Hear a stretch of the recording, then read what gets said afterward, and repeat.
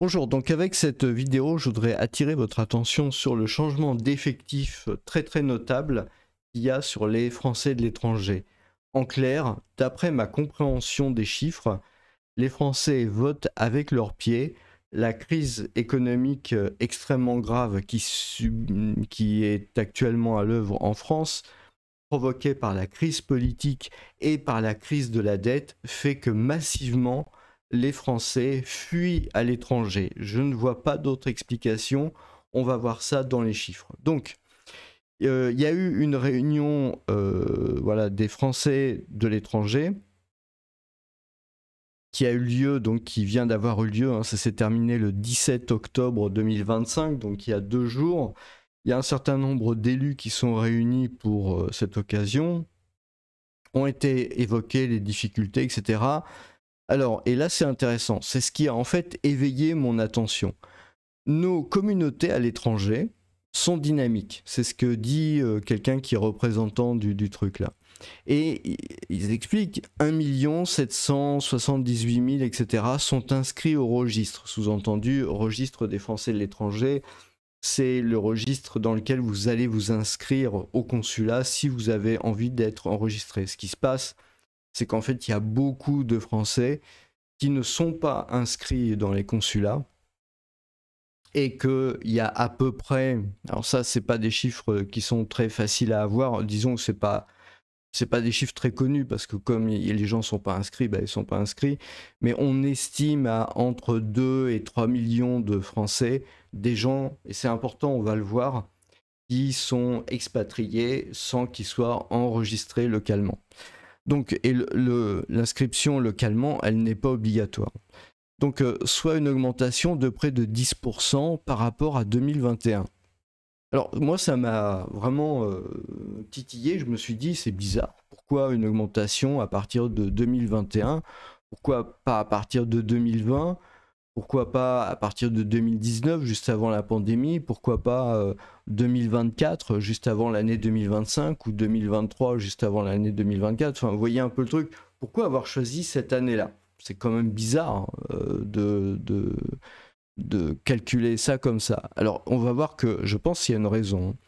Donc on voit que la session s'est clôt le 17 octobre. Donc c'est dans le petit journal, vous pouvez retrouver tout l'article, je vous laisse découvrir l'article sur le sujet, je ne ferai pas d'autres commentaires.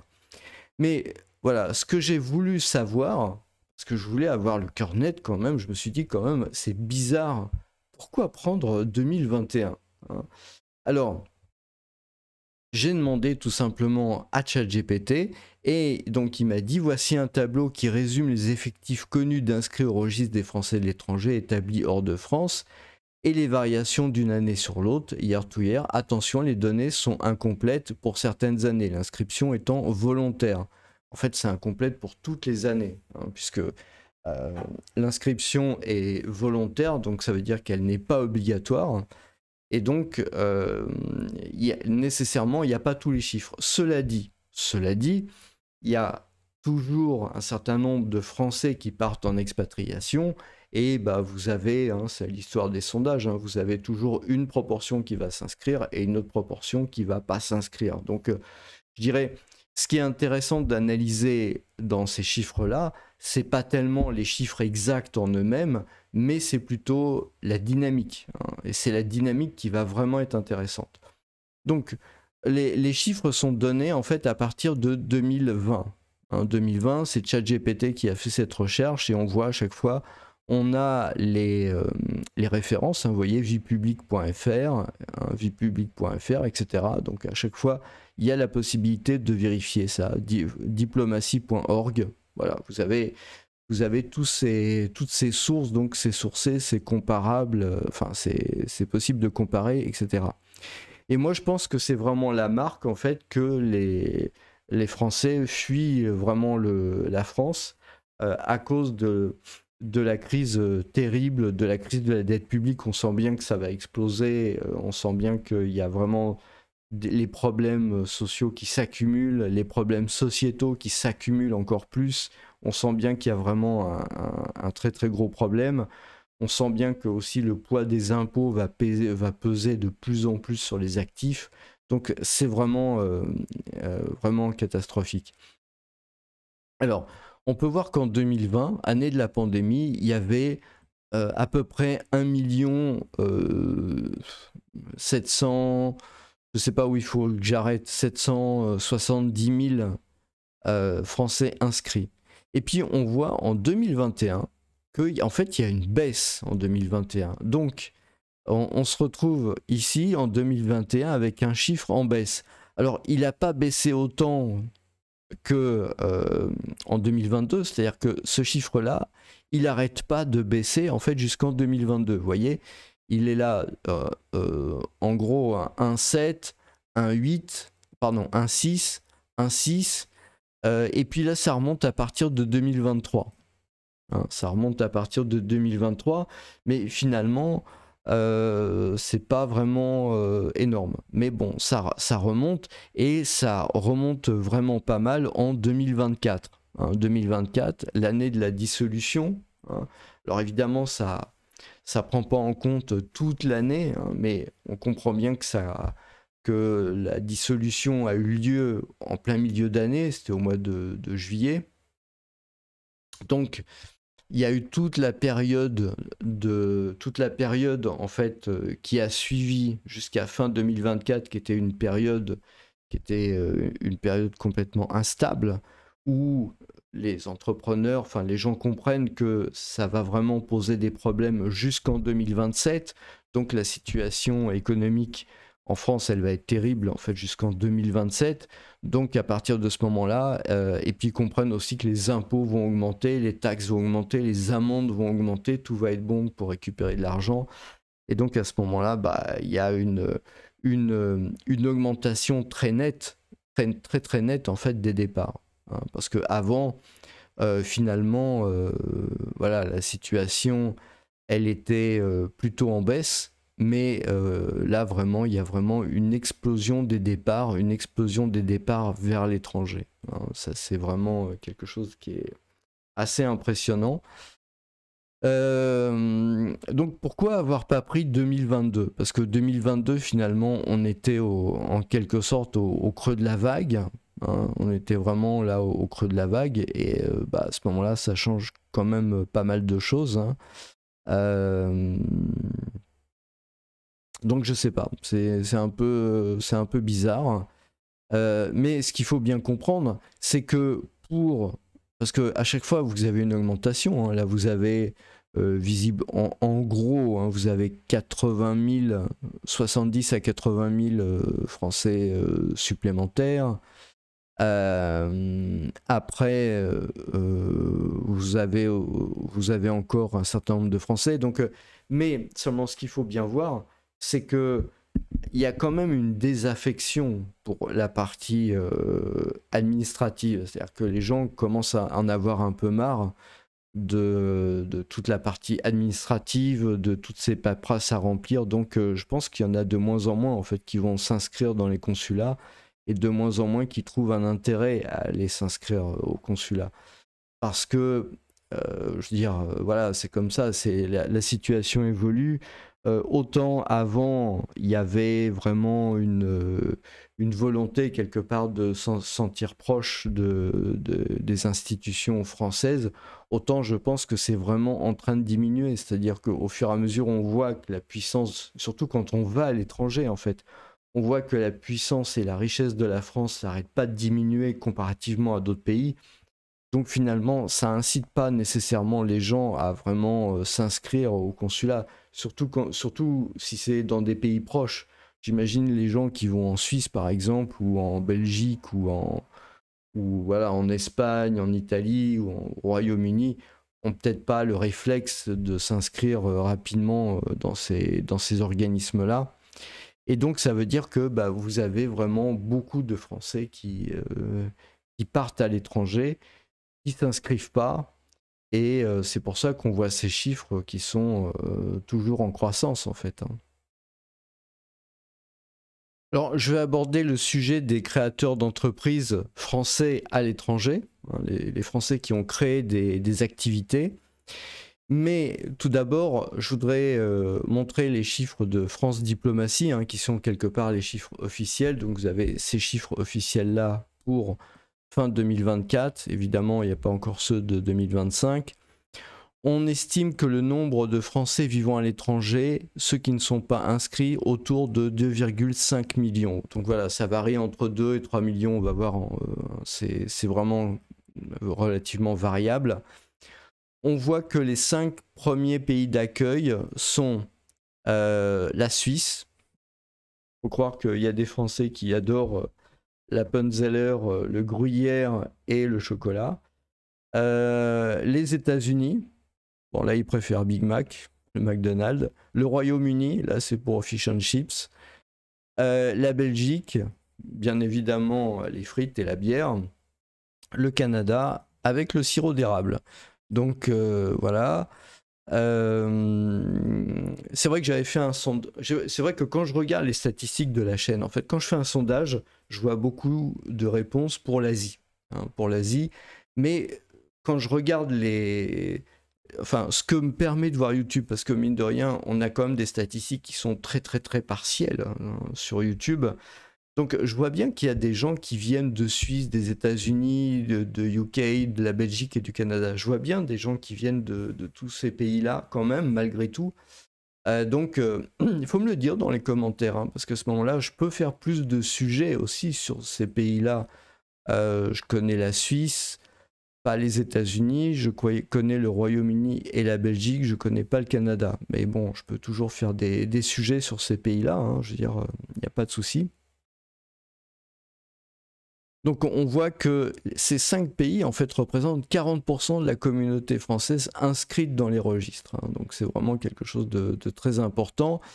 Cela dit, il est très probable, par exemple je pense à l'Asie, que les gens qui sont en Asie, il est peut-être très probable qu'il y en a un certain nombre qui ne sont même pas inscrits au consulat local. Hein. Je veux dire, voilà. Ça c'est vraiment très très possible. Et c'est vrai que la chaîne, cette chaîne, hein, Expatriation Voyage, est quand même beaucoup plus à destination des gens qui se situent en Asie. Donc vous voyez, c'est vraiment une partie très, très restreinte hein, de gens. Quelque part, il y a aussi l'océan Indien qui est avec l'île Maurice, bon, qui sont d'intérêt pour la chaîne. Enfin, ça veut dire quand je peux publier des sujets, je veux dire, sur ça. Il y a aussi donc l'Océanie, c'est dedans, donc je pense à la Nouvelle-Calédonie. Hein. Et puis voilà, différents sujets. Là, il y a la communauté française installée de façon durable. Bah, vous avez là le nombre. Hein. Et puis et puis voilà. Avec donc il y a à peu près la parité entre les hommes et les femmes. Bon, ça c'est la parité des inscrits, hein, parce que j'imagine que selon les zones, en fait il y a des zones où il y a plus d'hommes que de femmes et vice versa. Je pense particulièrement en Asie, à mon avis. De ce que j'ai pu voir, mais bon, ça c'est juste mon expérience personnelle, il y a plus d'hommes que de femmes hors couple, si vous voulez. En célibataire, il y a quand même nettement plus d'hommes français ou même francophones hein, que de françaises en Asie. Bon, je ne vais pas revenir sur les raisons que j'ai. Donc, ce qui est intéressant aussi, c'est que j'ai trouvé un blog qui s'appelle lesfrançais.press, les entreprises françaises à l'étranger. Donc, ça, c'est particulièrement, je veux dire, dévastateur quelque part pour la France, malheureusement. Enfin, dévastateur, oui et non, parce que on s'aperçoit donc représentant près de 3 millions d'expatriés. Donc voilà, ouais, vous voyez un peu les chiffres hein, changent, ouais, 2 millions, 2, 5, 3 millions, voilà, c'est pas très très clair, c'est que des estimations, mais c'est pas très grave. Et on voit que les entreprises de Français à l'étranger, donc ce sont des Français, hein, comme moi quand j'étais en Chine, qui ont créé une entreprise, qui gèrent une entreprise, créent de la richesse, créent des emplois à l'étranger. Il faut bien comprendre une chose, ces gens-là ont tendance à vouloir, à avoir la volonté, en tout cas, ça marche pas toujours, mais c'est pas nécessairement de la faute des gens qui sont à l'étranger, ont tendance quand même à vouloir privilégier les produits et les services français. C'est normal, ils les connaissent, ils en ont l'habitude, ils ont des relations, etc. Le contact n'est pas toujours simple, pour souvent des raisons de planning ou de prise en compte du contexte local. La manière, si vous voulez, dont... c'est pas facile, en fait, quand vous vous adressez à quelqu'un qui est en Europe alors que vous êtes en Asie, par exemple, bon, au-delà du décalage horaire, il y a aussi le décalage culturel. C'est-à-dire que les gens, les entreprises en Europe comprennent pas nécessairement les besoins et les contraintes de ceux qui sont en Asie en train de travailler, etc. Les contraintes ne sont pas vraiment connues, donc ça freine, le fait de favoriser les produits et les services français à l'étranger. C'est très problématique. Mais ce qu'il faut remarquer, c'est ce chiffre-là. On estime qu'il existe 130 000 EFE, donc entreprises étrangères portées par un entrepreneur français. Ça veut dire quoi, ce chiffre-là? Ça veut dire que vous avez 130 000 entreprises créées dans le monde par un entrepreneur français. C'est un chiffre monstrueux. C'est un chiffre monstrueux parce que, si vous voulez, ça veut dire que vous avez au moins 130 000 Français, mais des fois, vous avez des associés, etc. Donc, j'imagine le nombre est facilement à 200 000, 300 000, si on estime le nombre de personnes, si vous voulez, qui sont des créateurs, qui dirigent les entreprises, etc., qui les managent. Donc, vous avez, à mon avis, vous atteignez facilement les 200 à 300 000 personnes. Et ces gens-là, en fait, auraient très bien pu créer ces entreprises, cette richesse en France. Ils auraient pu le faire. Malheureusement, la situation est telle en France qu'il y a longtemps que c'est plus possible. Donc, le seul moyen que ces gens-là ont de s'exprimer et de faire ce qui leur plaît, c'est-à-dire de créer des entreprises et de faire ce qui leur plaît, ben, malheureusement, c'est d'être obligé de partir pour pouvoir créer. Et vous vous rendez compte un peu le nombre d'emplois perdus et la richesse perdue pour la France, c'est absolument monstrueux. Je veux dire, 130 000 entreprises, si vous mettez une moyenne, on va dire, de 5 emplois, je fais une moyenne assez brute, je me trompe peut-être complètement, mais c'est pour avoir un ordre de grandeur. Donc si vous mettez 5 emplois par entreprise, eh ben, ça fait mine de rien 65, ça fait 650 000 emplois qui sont créés à l'étranger par des Français qu'on a empêchés de créer des entreprises en France par tout le fardeau administratif, parce qu'ils ne faisaient pas partie des bons cercles, parce qu'ils ne sont pas sortis des bonnes écoles, etc. Bref, tous les gens qui ont été obligés de fuir pour pouvoir créer de la richesse, créer quelque chose, eh bien, ils auraient pu créer quelque chose comme 650 000 emplois en France, ils auraient pu créer de la richesse, et on parlerait même pas, le déficit public ne serait même plus un problème, parce que évidemment il y aurait tellement d'argent qui rentrerait et qui coulerait à flot grâce à eux, parce que généralement ces entreprises des Français de l'étranger sont des entreprises à très forte valeur ajoutée qui dégagent beaucoup de marge. Donc, évidemment, qui payent beaucoup de taxes. Bon, il n'y a pas que la France qui a des taxes, malgré tout. Donc, qui payent beaucoup de taxes, qui payent beaucoup d'impôts et qui dégagent, disons, beaucoup de profits. Et tout ça, ça se fait malheureusement pas en France. C'est terrible. C'est absolument abominable. Et malheureusement, c'est comme ça. Bon. D'un autre côté, les entreprises françaises à l'étranger, généralement, essayent quand même de faire appel aux produits, aux services français. Néanmoins, ça devient quand même assez compliqué. Il y a vraiment des des questions de rapport et d'incompréhension. Je veux dire, la situation en France est une situation extrêmement particulière qu'on ne retrouve pas dans beaucoup de pays, hein, au niveau business, au niveau administratif, au niveau, voilà, au niveau organisation, au niveau temps de travail aussi. Et donc, c'est vrai que quand on est à l'étranger, on est dans des pays où on peut avoir besoin de, voilà, de réactivité, de gens qui sont carrés, etc. C'est vrai que des fois, ça peut venir assez compliqué. Bon, mais j'imagine qu'il y a quand même un chiffre d'affaires important qui est fait précisément par ces entreprises, en fait. Voilà, bah écoutez, je vous remercie et je vous souhaite une très bonne journée.